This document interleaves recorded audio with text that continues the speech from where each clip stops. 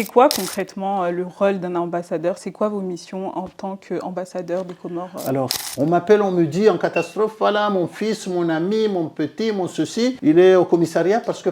Des fois, j'arrive à intervenir pour le libérer parce que je trouve des arguments et ceux qui m'écoutent, mes interlocuteurs, ils sont compréhensifs, etc. C'est un primo-délinquant, comme on dit. C'est quelqu'un qui n'a jamais fait de faute, il n'est pas connu, n'a pas de casier judiciaire, etc. On a fait des choses. Mais c'est irresponsable. Il ne faut pas croire qu'on est dans ce pays de liberté, d'égalité, de fraternité. On peut se permettre de faire ce qu'on veut. Oui. La liberté est toujours encadrée, sinon vous gênez les autres. Comment est-ce qu'on accède au poste d'ambassadeur et pendant combien de temps on occupe? Ceux qui viennent, qui demandent l'exil. Quand quelqu'un dit « je suis lesbienne, je suis homosexuel » et aux Comores, on est réprimé, on est poursuivi, invivable, etc. Cette communauté-là, elle est pourchassée, etc. Je suis obligé de me cacher, de fuir. Et puis je viens ici parce que c'est un pays de liberté. Vous en avez beaucoup des cas comme ça? Oui. Moi, j'aimerais rebondir sur les OQTF. Imaginons aujourd'hui, parce qu'on sait que l'administration française, surtout au niveau de la préfecture, il y a une certaine lenteur. Et donc, certains de nos citoyens comoriens ont un titre de séjour expiré et finissent par recevoir des OQTF. Quand c'est comme ça, est-ce que vous faites des enquêtes derrière quand c'est une lenteur administrative? Regarde ce qui se passe. On a eu 12 morts en Tunisie, dans la mer tunisienne, de gens qui voulaient venir ici. Oui. Parce qu'on a dit il faut passer par là parce que les gens passent par là. On a fini par avoir ce drame-là et les 12 ont été enterrés à Tunis. Moi, personnellement, là, je suis ambassadeur, j'ai des problèmes avec certaines personnes qui sont des parents. Parce qu'ils disent que je suis ambassadeur en France, donc ils doivent venir ici. Je peux les aider. Ce que je trouve dommage aussi par rapport à cette situation-là, c'est que ceux qui ont pris ce chemin-là pour venir ici ne prennent pas la parole pour expliquer ce qu'ils ont vécu durant leur trajet. Parce que je pense que s'il y avait plus de personnes qui prenaient la parole et expliquaient leur vécu concrètement, par où ils sont passés, il y aurait moins cette envie de prendre ces chemins-là. Absolument, vous avez raison, mais il faut que chacun, vous, moi et les autres, nous portions cette parole. Venir en France, c'est compliqué maintenant. Très compliqué. Pour venir, c'est compliqué. Pour s'insérer, c'est compliqué. Pour travailler, c'est compliqué. Pour avoir des papiers, c'est encore compliqué. Assalamu alaikum, bonjour et bienvenue sur votre chaîne L'Archipel Autrement. Pour l'émission d'aujourd'hui, on a l'honneur de recevoir Monsieur l'ambassadeur des Comores en France. Le but étant de comprendre le rôle d'un ambassadeur, ses missions. Sans plus tarder, moi c'est Fatima. Bismillah, narele.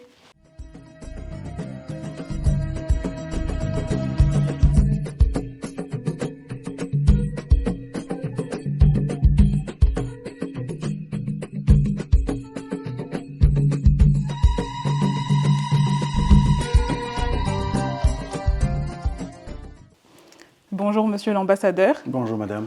Merci de nous avoir reçus ici à Paris. C'est la maison commune, hein. Ça nous appartient à tous, vous venez comme vous voulez. Merci beaucoup. Alors, la première question que j'aimerais vous poser, est-ce que vous pouvez nous présenter brièvement votre parcours? Alors, moi je suis un fonctionnaire du ministère des Affaires étrangères, de la coopération. J'ai fait des études de droit, de l'économie, des études de défense, et puis j'ai fait l'École nationale d'administration et de magistrature de Dakar, promotion Amadou Malik Gueye, pour être précis. Et puis j'ai travaillé au ministère, j'étais chef de département, j'étais secrétaire général du ministère à 2 reprises, et puis directeur de cabinet du ministre. J'ai travaillé à la présidence, secrétaire général adjoint, et puis secrétaire général. Et ensuite, j'étais conseiller diplomatique.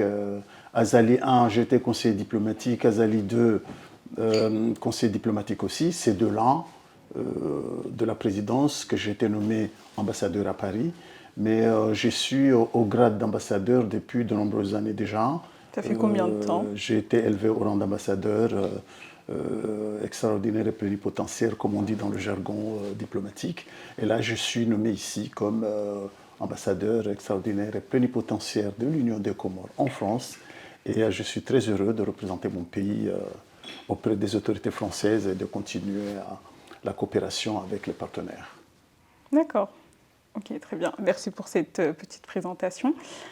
C'est quoi concrètement le rôle d'un ambassadeur? C'est quoi vos missions en tant qu'ambassadeur des Comores? Alors, c'est déterminé par des textes internationaux, la Convention de Vienne. Un ambassadeur, c'est le représentant en ce qui me concerne, ou en ce qui concerne les ambassadeurs qu'on appelle territoriaux, c'est-à-dire les ambassadeurs qui sont nommés dans des pays, parce qu'il y a d'autres qui sont ambassadeurs qui ont des missions.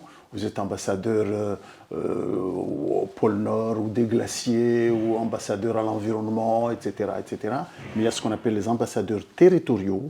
Donc, c'est des personnes qui sont nommées pour représenter le chef de l'État, le pays, dans un autre pays. Alors, le pays qui nomme, ça s'appelle le pays accréditant, et le pays où vous travaillez, ça s'appelle le pays accréditaire. Donc, on va être obligé d'utiliser ces mots-là, j'ai voulu les spécifier pour que l'on puisse comprendre. Donc, vous êtes envoyé dans un pays pour représenter le chef de l'État, donc vous êtes la voix et la personne du chef de l'État. Vous personnalisez le président de la République que vous représentez auprès des autorités françaises. C'est la raison pour laquelle vous amenez un document que vous présentez au président de la République de ce pays, le pays accréditaire, qui vous reçoit et vous lui remettez ce qu'on appelle les lettres de créance. Alors, ces lettres de créance-là, le président de la République du pays accréditant, donc du pays d'où vous venez, il écrit j'ai l'honneur de nommer, etc., etc., monsieur tel, etc. Alors, la phrase la plus importante, je vous prie de bien vouloir croire en ce qu'il vous dira de ma part, surtout lorsqu'il, etc., etc. Donc, ça veut dire, cette phrase-là montre bien qu'on est la personnalité du président de la République. Donc, dans tout ce qu'on dit, dans tout ce qu'on représente, il faut toujours avoir en tête que l'on doit habiter la fonction pour être à la hauteur de la mission. Donc, l'ambassadeur, il est accrédité, il discute avec le gouvernement, avec les autorités, il essaie de rapprocher les pays, rapprocher les peuples, le peuple comorien, le peuple français en ce qui me concerne. Il prendre des contacts avec la société civile parce qu'il faut des amitiés, il faut des soutiens. On a une histoire de 150 ans de colonisation, donc il y a quelque chose qui est resté, des empreintes qui sont là. Nous devons, à partir de là, essayer de rapprocher nos deux pays. On discute avec les partenaires des autres pays qui sont là. Ce qui est très important aussi, c'est un peu cette responsabilité de représentation et puis ensuite la protection, parce que nous avons une diaspora très importante, et cette diaspora-là, vous avez une diaspora qui est véritablement comorienne et une autre qui est franco-comorienne. Donc nous les considérons comme des Comoriens, parce que notre constitution reconnaît la double nationalité. Et dans notre pays, toute politique publique qui est élaborée tient compte de la dimension diasporique. C'est-à-dire, dans ce que nous faisons, comment réagir à la diaspora, on intègre les sentiments de la diaspora à travers ce que l'on fait pour pouvoir garder une certaine cohésion.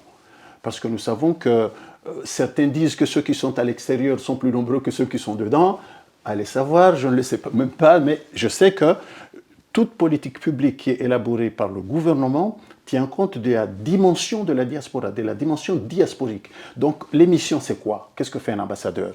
Il fait de la représentation, il fait de la négociation, il fait de l'information, parce qu'il faut informer le pays de tout ce qui se passe, etc., pour que notre pays à nous, le gouvernement, le président, puisse élaborer les politiques vis-à-vis de la France ou vis-à-vis du monde par rapport à ce qui se ressent ici, à ce qui se fait ici, et quoi qu'il en soit. Donc, au-delà de tout ça, je parlais de diaspora. Cette diaspora-là, j'ai une responsabilité de protection.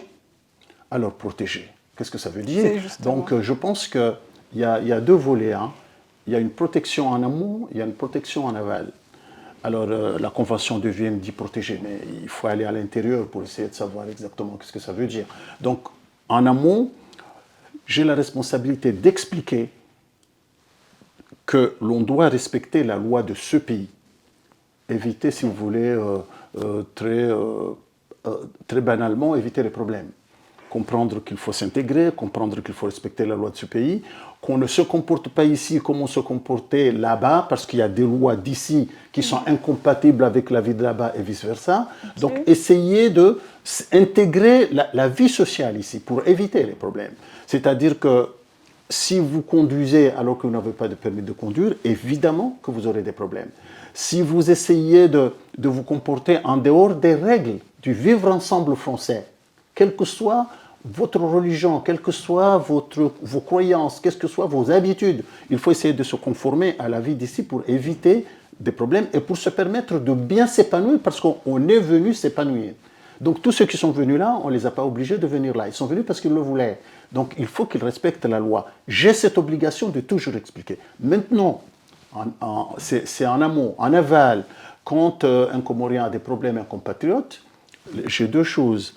Essayer de comprendre ce que c'est, si c'est venu à ma connaissance, et puis deuxièmement, essayer de voir si la loi française a été respectée. Est-ce que ces droits ont été respectés? Est-ce que ces droits n'ont pas été violés? Est-ce que finalement, il n'a pas subi des dérives du droit qui l'ont mis en difficulté? Donc ça, c'est l'autre versant.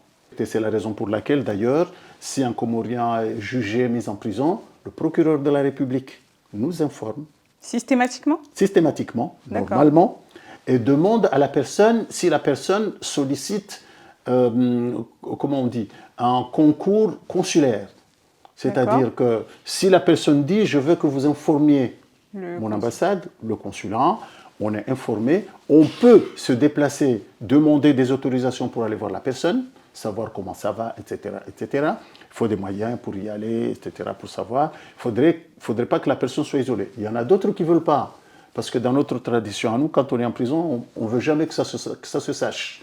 Donc, ceux qui sont en prison la plupart du temps, ils ne veulent pas que ça se sache. Donc, ils disent non, je n'ai pas envie que l'ambassade soit informée, etc. Mais on a des informations la plupart du temps.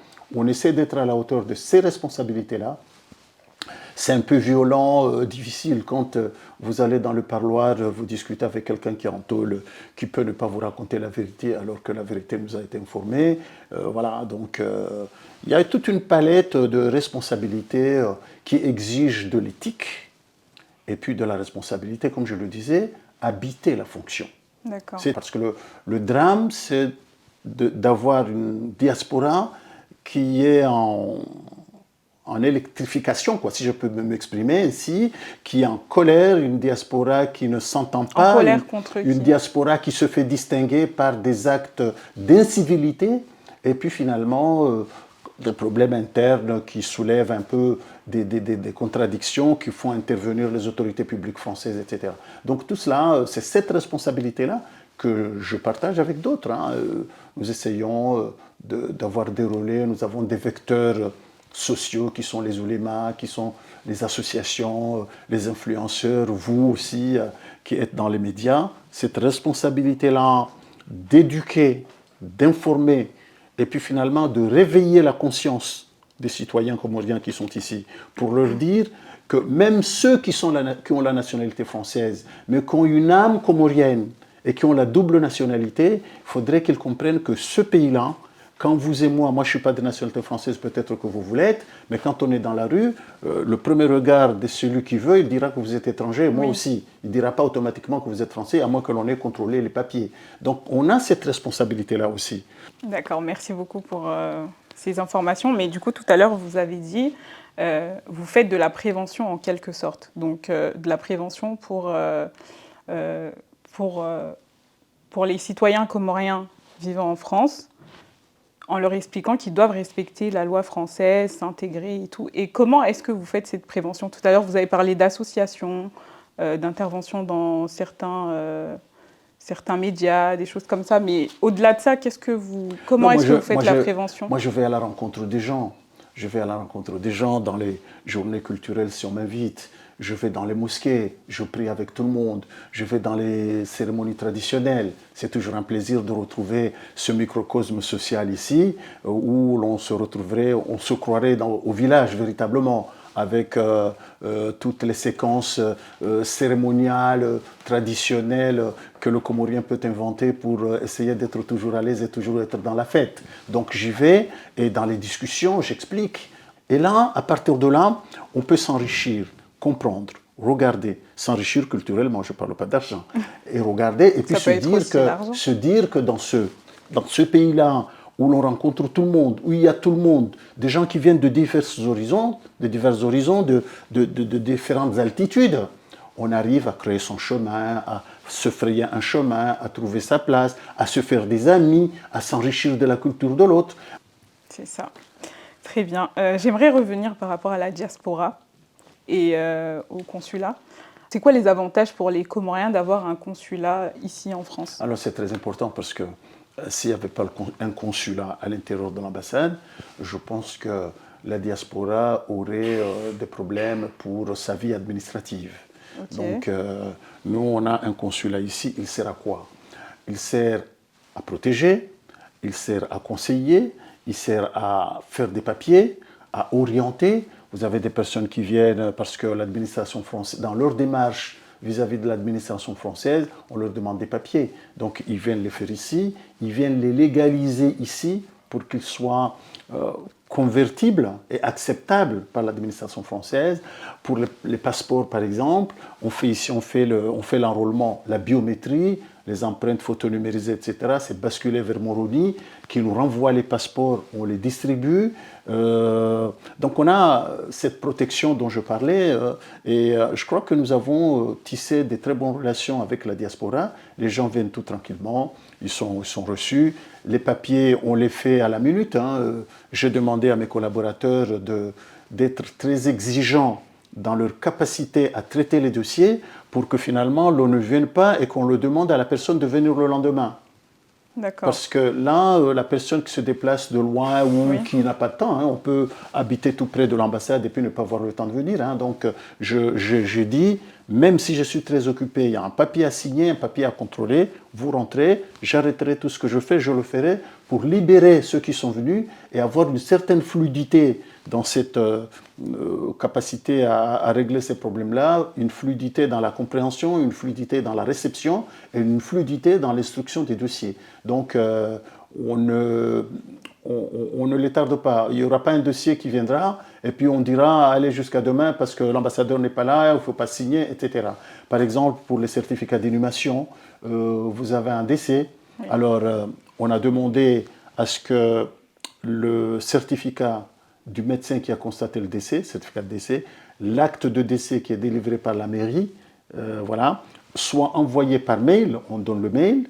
Nous, quand on reçoit ça, on envoie directement un imprimé, un formulaire pour remplir où doit être enterré, qui c'est qui demande, l'adresse de celui qui demande au cas où il y aurait des problèmes, etc. Nous voulons nous rassurer que celui qui demande a un lien avec la dépouille mortelle, et que finalement avec le mort, celui qui demande, il sait où la personne va être enterrée pour éviter les quiproquos et les problèmes. Et puis là, on renvoie encore, une fois que le papier, le formulaire qui a été rempli nous revient, on fait le certificat d'inhumation et on le transmet par mail. Donc on a diminué un peu cette souffrance psychologique et physique de venir directement ici. Donc on essaie de travailler parce qu'évidemment pour un mort, s'il n'y a pas un papier de chez nous, la dépouille mortelle ne sera pas transportée, ne pourra pas partir pour Moroni. Là on a des problèmes actuellement parce que vous avez je vous remercie de m'aider à accéder à cette réponse, à cette question, parce qu'on a des gens qui viennent nous voir, qui disent « Moi, j'ai mon père, j'ai un parent qui est décédé en 2019, en 2020, après le Covid ou pendant le Covid, etc. Et je voudrais maintenant transporter les restes vers Moroni. » Les restes? Les restes, c'est-à-dire les os. Voilà, les restes. D'accord. Donc, moi, j'ai répondu, j'ai dit, il y a deux problèmes. Le premier problème, c'est que ce sont des pratiques animistes. En droit musulman, chez nous, quand on est enterré, on est enterré. Voilà. Et le reste, on laisse à Dieu le soin de juger et de protéger, s'il le souhaite. Mais nous, vous avez été enterré là, vous êtes enterré là. Donc, on ne peut pas aller déterrer, prendre les os, les emballer comme un papier cadeau, remettre dans une caisse, et puis, quelle que soit la beauté du cercueil, et puis, nous, on fait un papier, vous allez enterrer à Moroni ou aux Comores parce que ça vous chante. Je dis non, mais c'est pas possible. J'ai eu des problèmes cette semaine, les semaines dernières, des gens qui ont été très violents parce qu'il paraît que la mairie a demandé à ce que la prolongation du délai de paiement, etc. Bon, ils avaient des problèmes de paiement ou d'autres problèmes qui sont liés à l'emplacement. Donc, ils disent, la mairie nous a dit qu'ils vont incinérer mon grand-père, ma mère, mon parent, etc. Je dis, non, mais la mairie ne veut pas incinérer, c'est pas vrai. parce qu'incinérer, ça coûte trop cher. Peut-être avec une pelleteuse, ils vont nettoyer tout ça. Mais ça ne vous regarde pas. Vous avez enterré votre parent, laissez tout ça passer. Mais vous ne pouvez pas aller déterrer, emballer, mettre dans un cercueil, quelle que soit la qualité du bois et la peinture, et puis finalement dire je vais envoyer ça. Ce n'est pas possible, ça ne se fait pas. Donc j'ai dû rappeler, expliquer, discuter calmement, hein, parce que les personnes étaient en colère pour la plupart. J'ai eu des pressions de partout. D'accord. Mais j'ai dû tenir. Donc ça aussi, c'est un problème d'éducation, c'est un problème d'explication, c'est un problème de rapport humain. Essayer de faire comprendre à une personne que ça c'est légal, ça c'est pas légal, ça c'est légitime, ça l'est pas. Bon, je donne un autre exemple. Vous avez des personnes qui sont venues ici clandestinement, ou en Suisse par exemple, qui ont été attrapées. Ou des personnes qui sont en prison, qui sortent de prison, et puis l'administration française décide de les rapatrier chez eux, les expulser en quelque sorte. Oui. Ceux qui sont pris sous OQTF ou ceux qui sont de prison, vous êtes condamné à 10 ans, vous faites 5 ans, 6 ans, et puis l'administration française décide, cette personne-là, même si elle avait une carte de séjour, on retire la carte de séjour, on l'envoie. J'en ai vu des cas comme ça.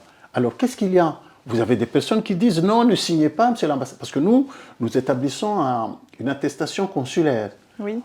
On identifie que la personne est comorienne et l'administration française qui nous saisit le sait. On établit un document consulaire qui permet l'expulsion. Donc moi, on me fait pression pour ne pas faire. Je dis, je vais aider. Mais je regarde le dossier parce que le dossier, on nous le transmet. J'essaie de voir, est-ce qu'il y a une fenêtre qui permettrait de passer un trou d'aiguille ou un trou de souris, comme on dit, qui permet de passer pour essayer d'aider la personne. Si c'est possible, oui. Mais si ce n'est pas possible, c'est pas possible. Parce que le danger, c'est quoi? C'est que je trahis mon boulot et mes fonctions. Notre pays est mal vu et mal considéré et peut subir des contraintes de la part des autorités qui ont demandé, étrangères. Et puis en plus, je mets la diaspora en difficulté.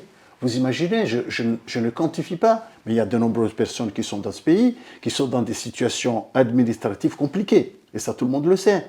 Et si l'administration française le voulait, si ce n'est pas parce que nous essayons de tisser toujours de très bonnes relations, il suffit de mettre des flics à une bouche de métro ou à un arrêt de bus, et puis le premier noir qui passe, vous contrôlez, puis vous arrivez à trouver des Comoriens. Et puis l'administration française prendra un charter et mettra 200-300 Comoriens à repatrier au pays. Là, vous ne pouvez rien. Donc, il faut toujours savoir où est l'intérêt général, où est l'intérêt particulier. Donc, moi, personnellement, je ne veux pas sacrifier l'intérêt général, mettre la diaspora en difficulté pour une personne qui est prise en faute et qui doit normalement être rapatriée. Ça, c'est clair. Je peux aider si je peux, s'il y a une manière et une possibilité de le faire. Mais s'il n'y en a pas, ce n'est pas possible. Il y a des personnes qui choisissent de venir en France, qui viennent en Suisse. Mais la Suisse n'est pas dans la zone Schengen. La législation suisse est plus compliquée que la législation française. Alors si vous venez là-bas, vous êtes attrapé, zone de rétention administrative, procureur, etc. Et puis vous restez là. Évidemment, on nous demande de faire un papier pour que la personne soit expulsée. D'accord. Alors si je refuse, je m'explique comment. Moi, je dis toujours à la personne, je peux refuser. Donnez-moi la réponse que je vais dire aux autorités qui me le demandent. Mais vous avez directement accès à la personne qui a été la personne, arrêtée? La plupart du temps, non. La plupart du temps, non. Mais souvent, les personnes sont amenées ici. Ah d'accord, ok. Voilà. On nous demande une audience, une autorisation. Vous avez des flics qui l'amènent. La loi, la législation, le droit diplomatique exige à ce que eux, les menottes, les armes, tout ça, les laissent dans les voitures. Ils rentrent ici non armés, etc. Mais on les reçoit. Vous avez certains qui sont violents, qui disent pourquoi je suis ici, moi je n'ai pas voulu venir. Il y en a d'autres qui refusent. Mais quand ils veulent venir, ils viennent, on discute, on comprend qu'ils sont comoriens, etc. Et puis là, on identifie. Alors, après, il y a le côté humain. Ça me gêne de le faire. Je compatis à la frustration, à la douleur et aux complications de ceux qui sont les parents ou à la personne même. Mais le devoir, mon devoir à moi, ma responsabilité à moi, c'est d'agir. Donc, si je refuse, je dis je ne signe pas, qu'est-ce qui va arriver? C'est toute la diaspora qui aura des problèmes parce qu'on va faire un contrôle. Je ne dis pas que ça se ferait, mais c'est possible que ça se fasse. On dira l'ambassade des Comores est compliquée, elle ne veut pas collaborer, donc on va taper sur les Comoriens. D'accord. Donc moi, je ne peux pas, évidemment, je sais comment on obtient des papiers ici. Donc je ne veux pas mettre la diaspora en difficulté, quoi. Parce que voilà, il suffit de faire un test ADN pour savoir combien des personnes qui sont véritablement français, franco-comoriens ou franco n'importe quel pays sont dans des indélicatesses. Ça se connaît. Là, je n'invente rien, mais je dis des choses qui sont véritablement réelles. Donc il faut éviter d'être en contradiction et en divergence avec les autorités quand véritablement vous n'avez pas d'argument. Donc, je reçois des gens ici qui disent « Ouais, il ne faut pas signer, il faut fuir, il faut vous cacher, il ne faut pas les recevoir. » Ça, c'est du baratin de couloir, quoi. Je donne un autre exemple, si vous le permettez. On arrête un garçon, contrôle routière, vous arrêtez quelqu'un qui n'a pas de permis, mais qui conduit une voiture, un véhicule, et qui n'a pas de carte de séjour, qui n'a pas de papier. Mais quelqu'un comme ça, tu fais quoi? Quand la personne a décidé de conduire un véhicule sans permis, et puis finalement, la personne n'a pas de titre de séjour. C'est arrivé. On m'appelle, on me dit en catastrophe, voilà, mon fils, mon ami, mon petit, mon ceci, il est au commissariat parce que. Des fois, j'arrive à intervenir pour le libérer parce que je trouve des arguments et ceux qui m'écoutent, mes interlocuteurs, ils sont compréhensifs, etc. C'est un primo-délinquant, comme on dit. C'est quelqu'un qui n'a jamais fait de faute, il n'est pas connu, n'a pas de casier judiciaire, etc. On a fait des choses. Mais c'est irresponsable. Il ne faut pas croire qu'on est dans ce pays de liberté, d'égalité, de fraternité. On peut se permettre de faire ce qu'on veut. Oui. La liberté est toujours encadrée, sinon vous gênez les autres.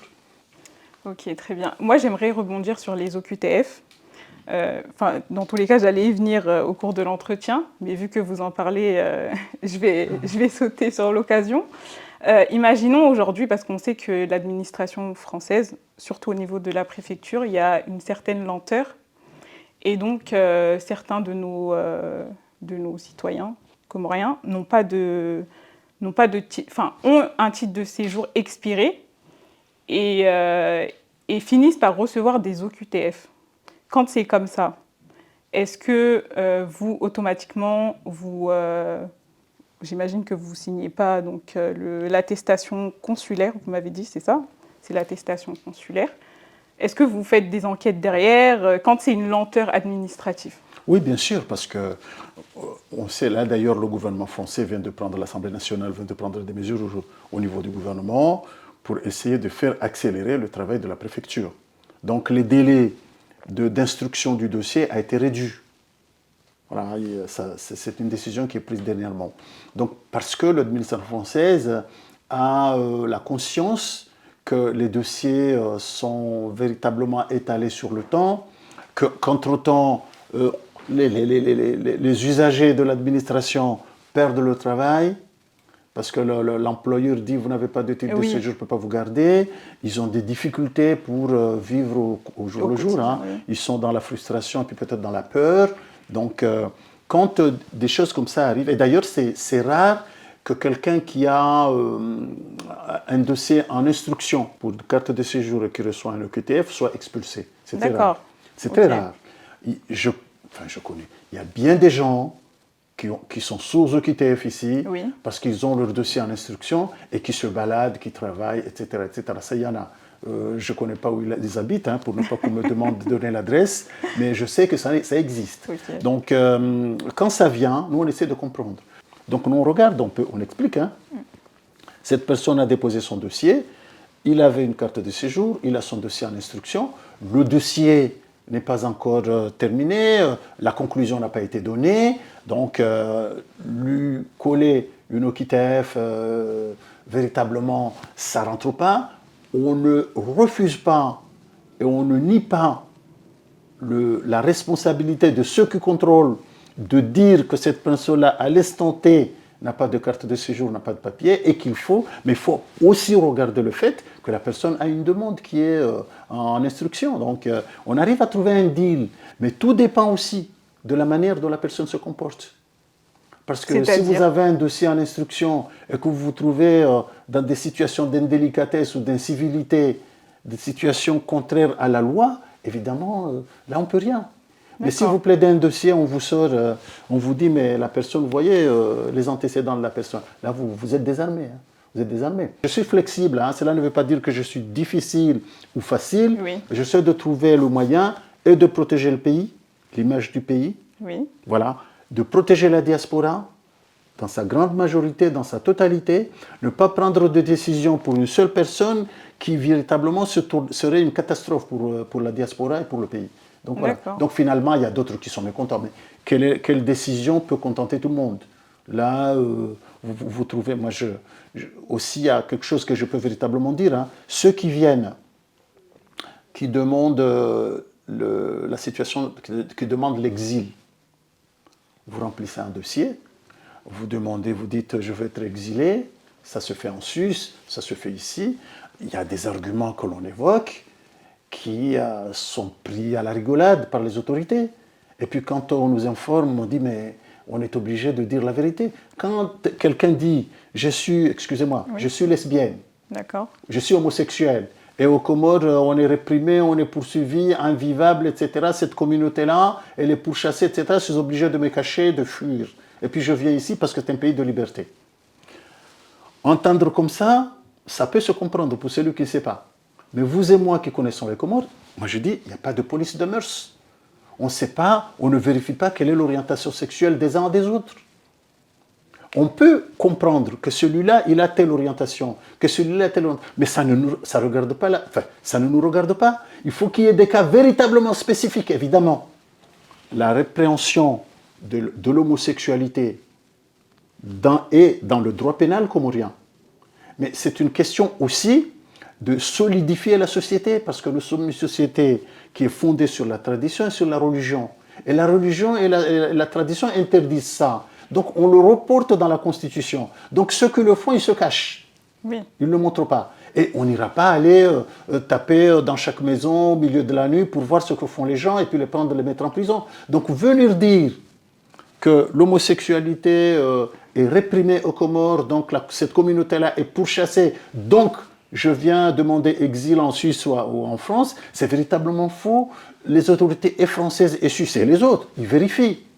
Ils ont des antennes et des vecteurs pour vérifier. Quand ils vérifient, ils voient que c'est faux, ils classent le dossier. Donc moi, j'aurais demandé à ceux qui peuvent nous entendre et nous écouter de toujours conseiller de ne pas suivre cette voie-là. Parce que c'est déjà c'est pompeux et puis c'est périmé. Parce que vous en avez beaucoup des cas comme ça? Ah oui. Et la plupart du temps, ce sont ces arguments-là. Parce que vous savez qu'est-ce qu'il y a chez nous. Quand vous faites quelque chose, l'autre copie, recopie. Et ça finit par véritablement être nul. Donc, on est des copieurs, en quelque sorte. Tout ce que tu vois que c'est bon, tu dis, voilà, il y a des gens qui passaient par je ne sais pas où. Regarde ce qui se passe. On a eu 12 morts en Tunisie, dans la mer tunisienne, des gens qui voulaient venir ici. Oui. Parce qu'on a dit, il faut passer par là, parce que les gens passent par là. Et on a fini par avoir ce drame-là, et les 12 ont été enterrés à Tunis. Mais parce qu'on est passé, parce que l'autre est passé, moi je vais passer aussi. Donc on n'analyse pas pour dire est-ce que c'est possible. Vous continuerez à donner de l'argent à des passeurs dont vous n'avez aucun moyen de vérifier la crédibilité de leur action et de leurs possibilités, mais vous donnez de l'argent. Et puis finalement vous dites j'ai donné à un passeur, j'ai donné à celui-là. C'est comme ceux qui sont à Moroni qui donneraient de l'argent pour un visa. Comment tu peux donner de l'argent à quelqu'un qui ne travaille pas à l'ambassade de France ?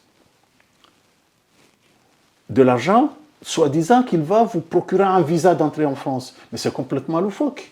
Donc c'est un peu cela. Je le dis parce que c'est des choses qui se répètent à longueur de temps et qui devraient normalement être confinées, être contenues et être canalisées. Il faut se dire les choses pour que finalement l'on grandisse un peu dans la conscience de la perception de l'environnement et du milieu pour que l'on prenne des décisions qui sont des décisions utiles. Vous avez pris la responsabilité de venir en France. Certains passent par la Malaisie, Kuala Lumpur, c'est loin. Hein? C'est très, vous très débarquez loin. en Suisse, à l'aéroport de Genève, on vous prend. Il faut au préalable que vous sachiez que la législation suisse helvétique est compliquée, que finalement on contrôle systématiquement et que ce n'est pas la même loi qu'en France. Donc, mais ça, le passeur, il ne vous le dira pas, parce qu'il a besoin de votre argent. Donc il faut essayer de se renseigner. Donc quand la personne est attrapée, tout ça, on dit « Ah, c'est l'ambassadeur, c'est machin, etc.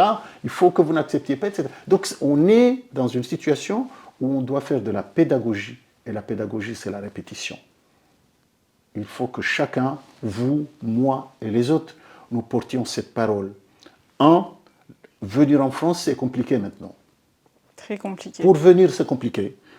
Pour s'insérer, c'est compliqué. Pour travailler, c'est compliqué. Pour avoir des papiers, c'est encore compliqué. Donc il faut que ceux qui sont là-bas comprennent ça d'abord. Parce que quels que soient les parents que vous avez ici, ils peuvent vous garder 1-2 mois. Mais pas plus. Ceux qui sont plus là, c'est parce qu'il y a une obligation de les garder. Mais quand c'est des relations très éphémères, évidemment, vous êtes chassé ou vous vous chassez vous-même parce que vous comprenez qu'on ne vous supporte pas.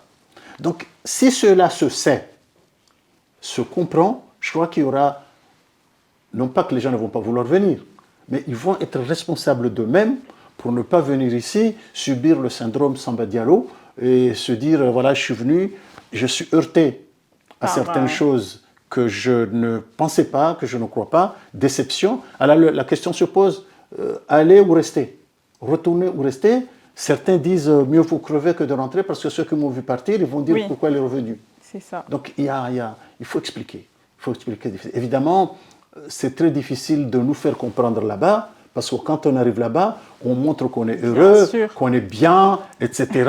Dans mon petit village de Moro, je vais me réveiller le matin, je vais mettre une cravate costumée, comme on dit, et puis du matin au soir, tout en circulant dans les sentiers, rentrant dans les maisons, puis les gens vont dire « Ah, bravo, il est bien là-bas ». Alors qu'au fond, vous revenez, vous n'avez pas payé votre maison, votre appartement, vous avez des crédits par-ci par-là, le travail, il est... Alors là, il faut avoir la capacité d'expliquer la vérité.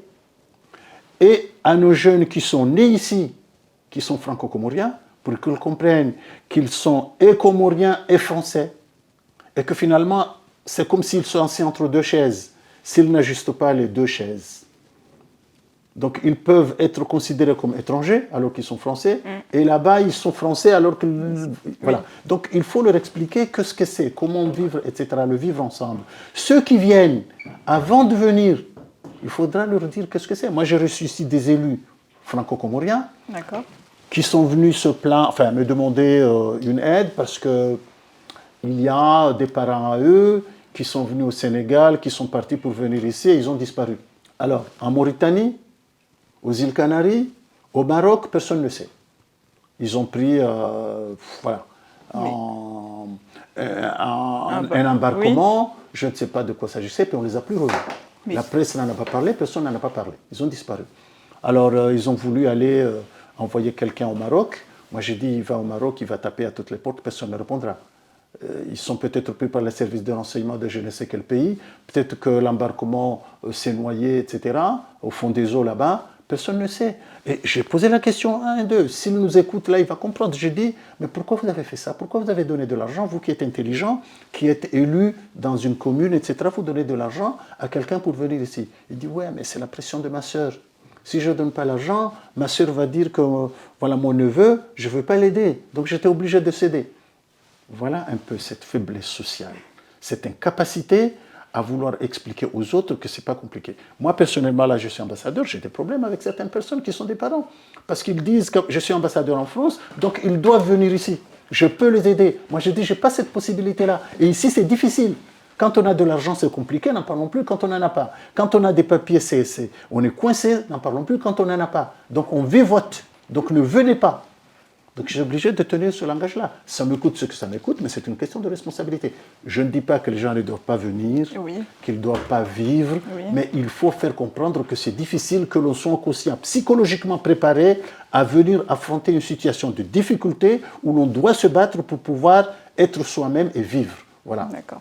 Moi, j'aimerais rebondir sur ce que vous dites. Ce que je trouve dommage aussi par rapport à cette situation-là, c'est que ceux qui ont pris ce chemin-là pour venir ici ne prennent pas la parole pour expliquer ce qu'ils ont vécu durant leur trajet. Parce que je pense que s'il y avait plus de personnes qui prenaient la parole et expliquaient leur vécu concrètement, par où ils sont passés, il y aurait moins cette envie de prendre ces chemins-là. Absolument, vous avez raison, mais chacun se dit, ça ne me concerne pas.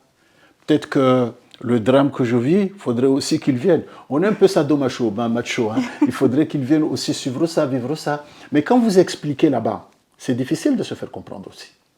Parce que la question, ce qu'on vous dit, c'est quoi? C'est que pourquoi vous ne restez pas ici? C'est vrai, j'ai beaucoup entendu cette question. Voilà, ils oublient que quand on vit ici, on prend certaines habitudes. Et ces habitudes-là, bonnes ou mauvaises, on est accroché. Et que ça, c'est le premier point. Le deuxième point, c'est très difficile de partir là-bas, aller reprendre une autre vie, peut-être celle que vous aviez avant, ou pire que ce que vous faisiez.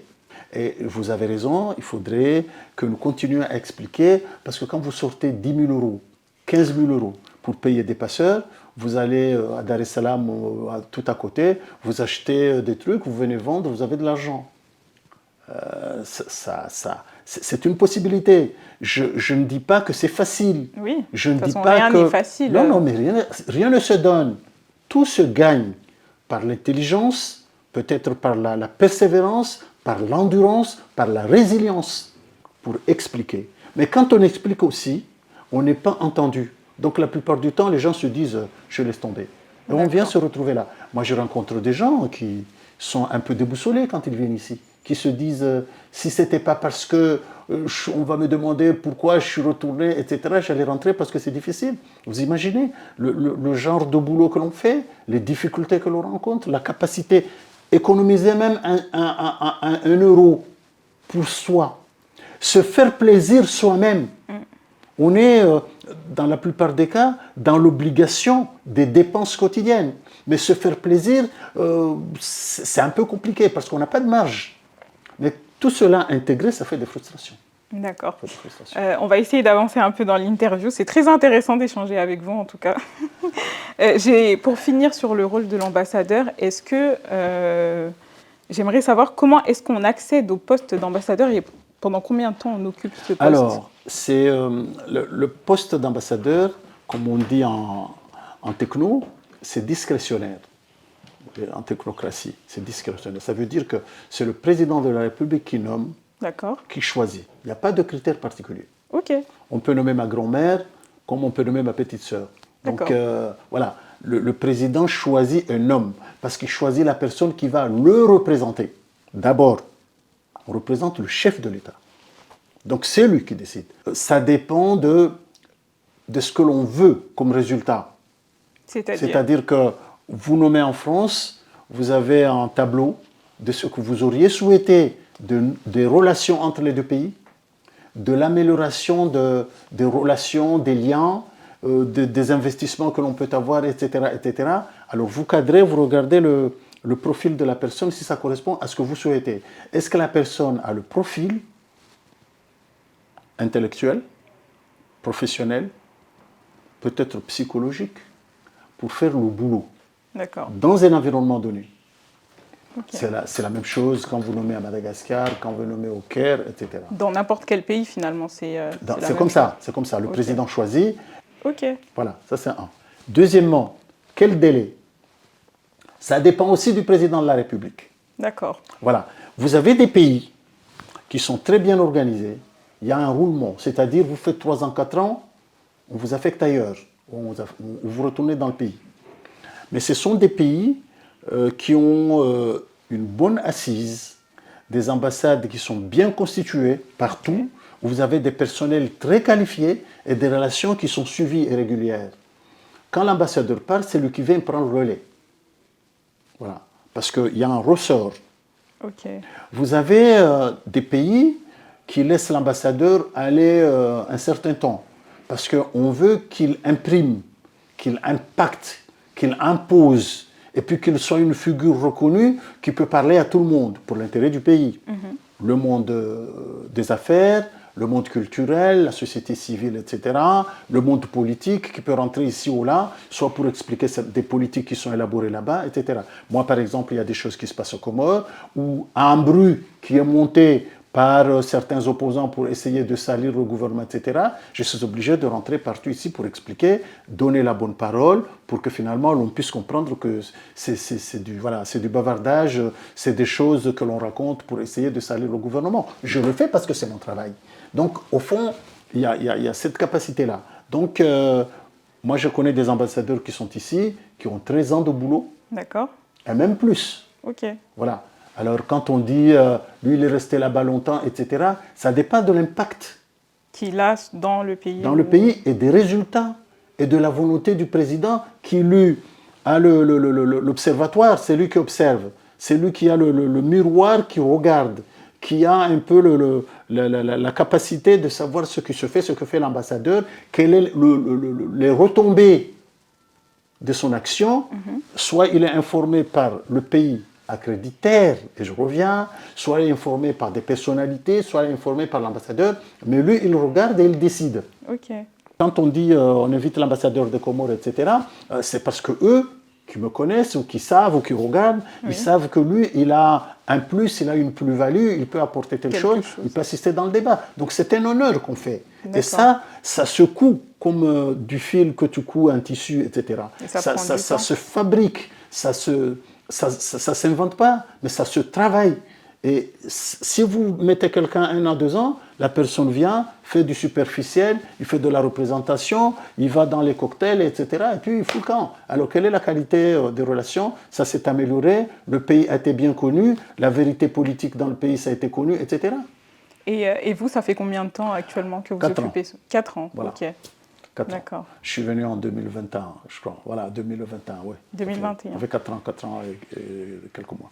Okay. Et là, moi, on disait au revoir à un ambassadeur dernièrement qui est venu il y a 2 ans, mais parce que son pays, il est nommé directeur de cabinet de son président. Mais le pays a décidé, pour des raisons qui appartiennent au pays, de le remplacer. Comme j'en connais qui ont 13, 8, 9 et même plus. Mais ce n'est pas forcément négatif. Si par exemple aujourd'hui on décide de vous remplacer, c'est peut-être que on a décidé de vous affecter justement, ailleurs. Il ne faut pas le prendre mal. Okay. Parce que c'est toujours dans la décision du président qui est plus informé que nous, qui a des objectifs et une vision et qui sait où il amène le pays. D'accord.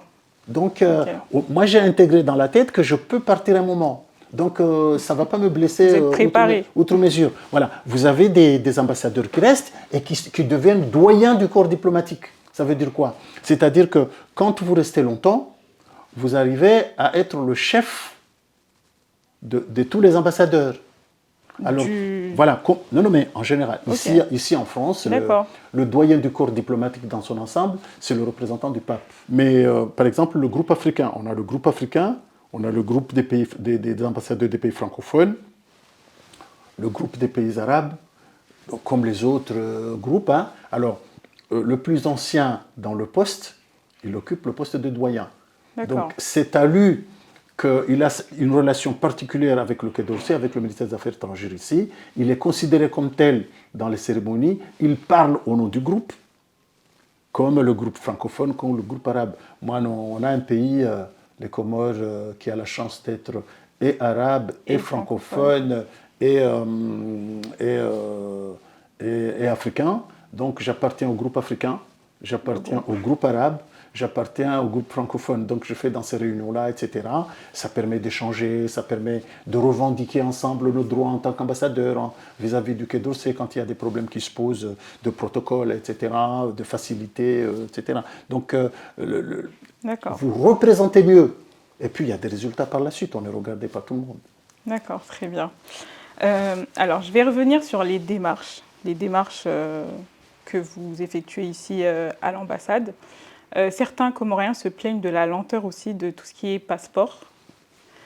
Est-ce qu'il y a eu des mesures qui ont été mises en place pour pallier à ça? Normalement, madame, il n'y a pas de lenteur.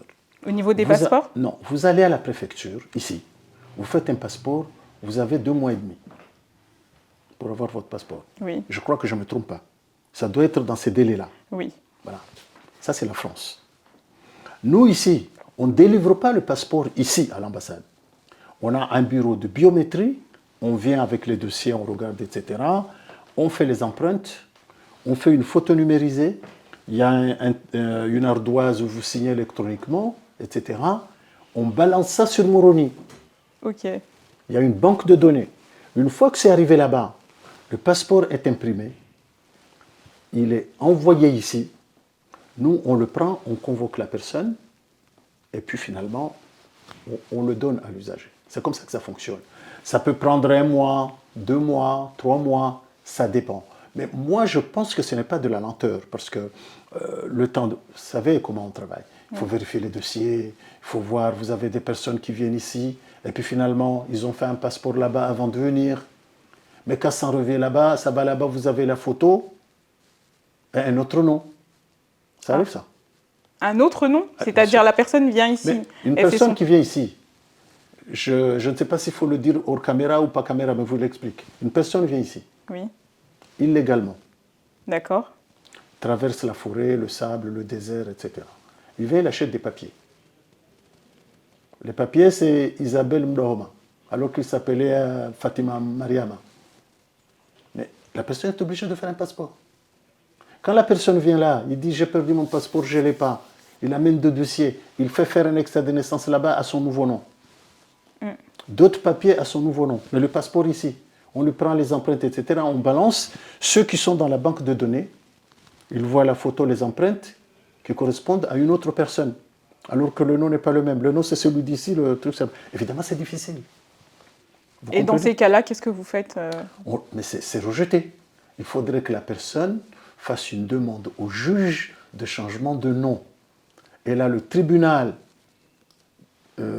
prend une décision que Fatima, etc., nos prénoms de nom, a changé de nom, il s'appelle Mariama, etc. Alors, à partir de là, vous faites un extrait de naissance qui revient ici, et puis on reprend la procédure de la fabrication ou de la délivrance du passeport. Il y a toujours un chemin. Okay. Mais quand vous voulez tricher, c'est ça qui est compliqué. Moi, je préfère que l'on vienne là, que l'on me dise, voilà, je veux vous tuer. Évidemment, je suis un peu dur ce matin, je veux vous tuer, posez la tête comme ça. Comme ça, au moins psychologiquement, je sais ce qu'on va faire, ou ce qu'on va me faire. Mais au lieu de passer par derrière, me couper la tête brutalement, alors que l'on peut trouver un deal. Mais dites-le, j'ai des problèmes, j'ai fait ci, je fais ça. C'est illégal. Mais cela n'interdit pas la compréhension. Ce n'est pas qu'on le fait, mais on pourrait comprendre. Je ne dis pas on le fait parce que c'est illégal. Mais au moins, vous avez été sincère. Mais quand vous essayez de tournoyer en vous prenant pour le plus malin, le plus intelligent, que les autres sont des bourriques, évidemment, ça pose problème. Donc, il y a des dossiers qui sont rejetés de passeports. Des passeports qu'on ne peut pas délivrer pour 1000 raisons, mais la personne est informée par la suite. Maintenant, il peut y avoir du retard. Mais ce retard-là, il n'est pas exorbitant, il ne faut pas exagérer. Je comprends la volonté et le désir de ceux qui auraient voulu avoir le passeport immédiatement, parce qu'ils se sont décidés aujourd'hui qu'ils veulent partir le mois prochain en vacances. Pour ceux qui veulent partir, qui n'ont pas le passeport encore, on a la possibilité de faire un passeport provisoire. Il a une durée d'1 an. On va, on revient. Cela arrive souvent à ceux qui sont de nationalité française, qui finalement ont le passeport périmé, ils ne se sont même pas rendus compte, ou qu'ils ont demandé à la préfecture le renouvellement du passeport, ça n'a pas été fait, et ils ont un voyage urgent pour les Comores. On nous saisit, on fait un passeport provisoire, la personne va aux Comores et revient. D'accord. Ça arrive à ceux, on en connaît presque toutes les semaines, des personnes qui vont à l'aéroport, bien préparées psychologiquement et physiquement à rentrer, à l'enregistrement, le passeport est périmé. Là, c'est là où ils se rendent compte, c'est-à-dire qu'ils ont préparé le voyage pendant des mois, mais les documents, ils n'ont pas regardé. Et là, ils regardent là-bas, ils se rendent compte que le papier est périmé, qu'est-ce qu'on fait? Donc, on nous saisit. Il faudra qu'on se dépêche, même les après-midi, parce que des fois, ça arrive quand on arrive là-bas pour l'enregistrement. On fait venir les personnes, on fait le passeport provisoire avec les faites des photos, venez, tout ça. La personne court, prend un taxi, va à l'aéroport, et voilà. Des fois, c'est compliqué, c'est le lendemain. Mais on a toujours les moyens d'aider. C'est ce que je vous dis, parce qu'on est là pour ça. Oui. De trouver des formules pour aller à la rencontre des besoins de tous les compatriotes. Calmement, sans chichi, sans fioriture, etc. Mais dire qu'il y a du retard, c'est véritablement pas ça, si on tient compte de la réalité des choses. Oui,